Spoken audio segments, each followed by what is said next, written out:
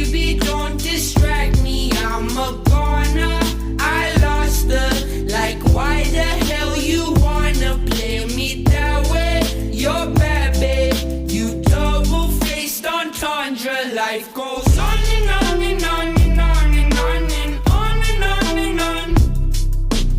On and on and on and on and on and on and on and on. On and on and on and on and on and on and on and on.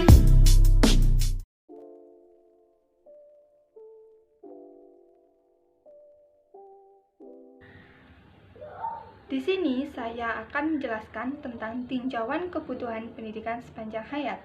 Yang pertama yakni tinjauan ideologis. Hal yang sama yang diperoleh oleh setiap manusia sejak ia dilahirkan, memungkinkan ia untuk memperoleh pendidikan, meningkatkan pengetahuan, serta keterampilan sepanjang hidupnya.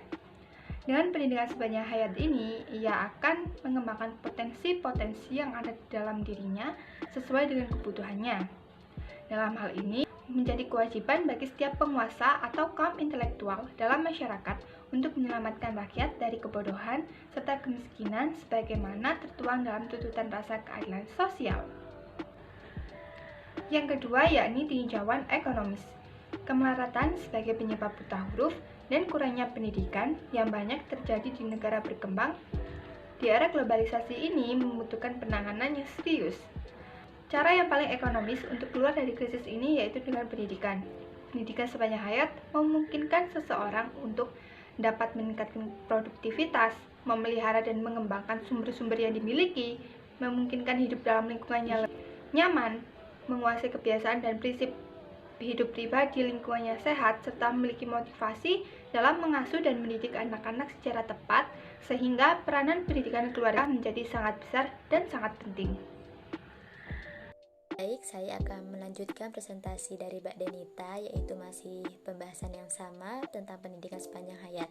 Saya akan menjelaskan pendidikan sepanjang hayat dari segi sosiologis dan segi politis. Ditinjau dari segi sosiologis, yaitu kurangnya kesadaran orang tua dalam keluarga, terutama dalam peningkatan enrollment dan retention bagi anak-anak, menyebabkan anak-anak kurang dalam menerima pendidikan, sehingga banyak dari mereka yang sempat di drop out, bahkan ada yang tidak disekolahkan oleh kedua orang tuanya.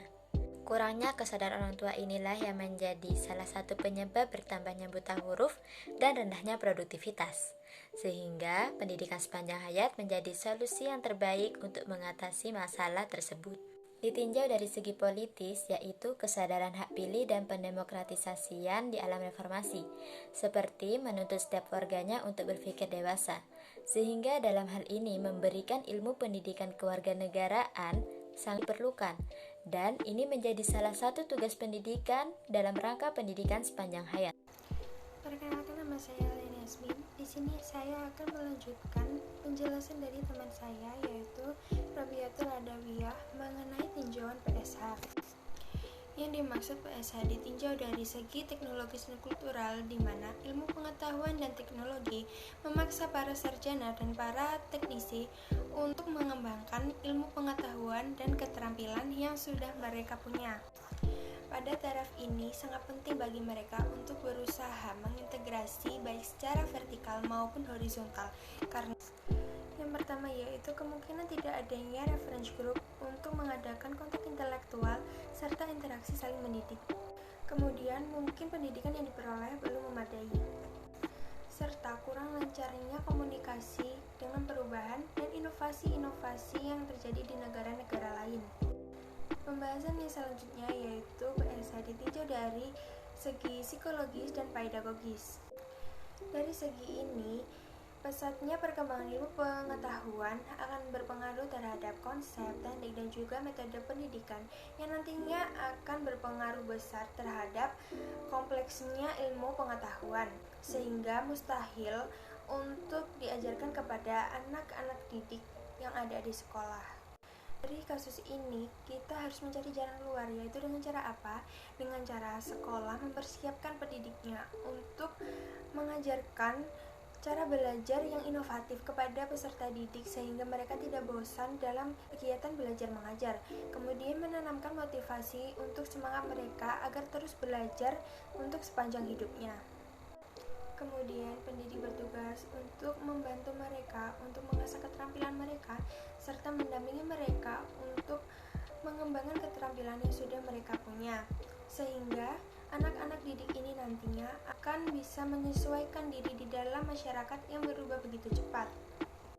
Yang terakhir yaitu pendidik diharapkan mampu mengembangkan daya adaptabilitas yang besar pada diri anak didik. Dari harapan-harapan tersebut, jika ingin tercapai, maka kita perlu menciptakan kondisi yang merupakan bagian dari asas penerapan dari pendidikan sepanjang hayat ini.